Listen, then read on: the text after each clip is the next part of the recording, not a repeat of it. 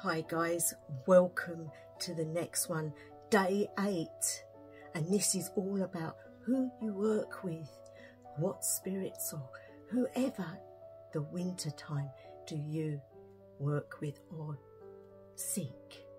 This is the 12 days of Yule, a wonderful tag and a challenge.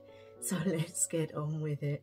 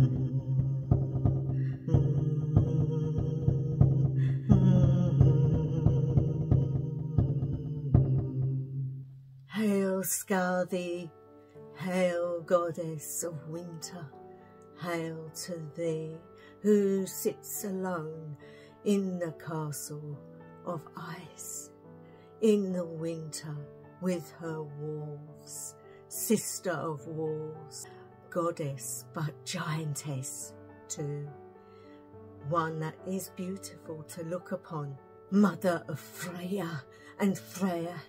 We call you this day, I call you this day to show me the way, to show me how I may live through these dark times. Hail to thee, hail and welcome. Okay guys, well that was just an invocation and a sort of ritual song that I would do. Sometimes when we drum, we go into a sort of time where you're not there, you're away with the fairies, as some people would call it. You just allow yourself to go and to seek, and when you seek you will find. That is the brilliant part about it. Now I work with Scarthy, I work with Freya, I will work with Odin as well, but I do call in Scarthy mainly because this time of the year she is present, she is in the ice, in the cold, in the snow, in the rain. She is there and she is very much alive at this time of the year because we can relate to her more. So she is one of the ones that I work with.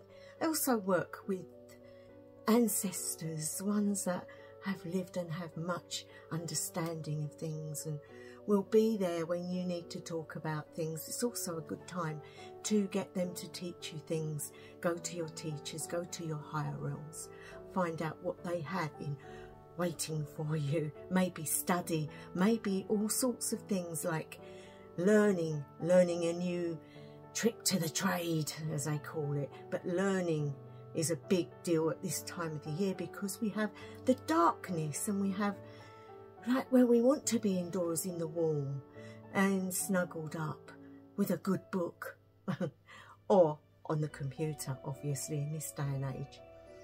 So that is who I really work with. And as you can see, I do have my painting here of her and Freya also. And funnily enough, when we did draw the runes the other day, they're all about coming to terms with things and hanging in there because the light is coming back and it's coming back to give us more life, and we just need to get through the darkness to see the light, but we will start seeing that light when it comes back. So that's really who I work with, and what I do is give offerings, spend time with Scarthy in meditations. And sitting in silence is a good one, guys. You don't have to do anything, but just sit in the room in silence and listen. Make sure you can't be disturbed, and sing a song with a drum. Get yourself into that state of mind. Sit, relax, and then wait. Have a candle on, have some incense on, and just wait.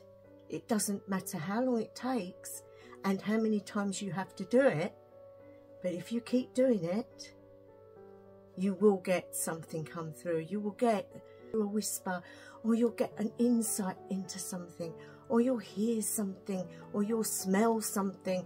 It will entice your psychic abilities so that you can meet them halfway, because that's what you need to do to actually meet them. And, you know, do things that will make her happy, like, you know, colour correspondences and stone correspondences. Use moon water, use sun. I know it's difficult this time of the year, but you can do that with ultraviolet rays. If you've got, I know it sounds silly, but if you've got a nail dryer, which is UV, if you put a little bowl of water under there, that is sun.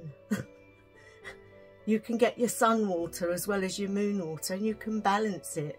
You can put that on your altar, and you can, well, you can do so much. You can do your own rituals through that. Just ask and you will receive, and they will not leave you in limbo if you are dedicated and really want to do it. So there you go, guys. This is day 8, and I hope this has helped some of you out there. Obviously my practice is totally different, and I suppose anything goes for me. So some people are more restrictive, but I just let my mind wander. I just let my imagination take over, because what is imagination? It is magic. The more you have an imagination, the more you bring that into the world. So if you're enlightened in some area and you let it go, you're going to bring that energy into the earth, into Midgard, where we have that power. We have it. Everybody has it, but it's knowing how to use it. And if you do the quiet bit and you do your path workings, and you pick a certain goddess that, or a god, or an ancestor, or somebody that you really look up to or want to get to know more, that's the way to go.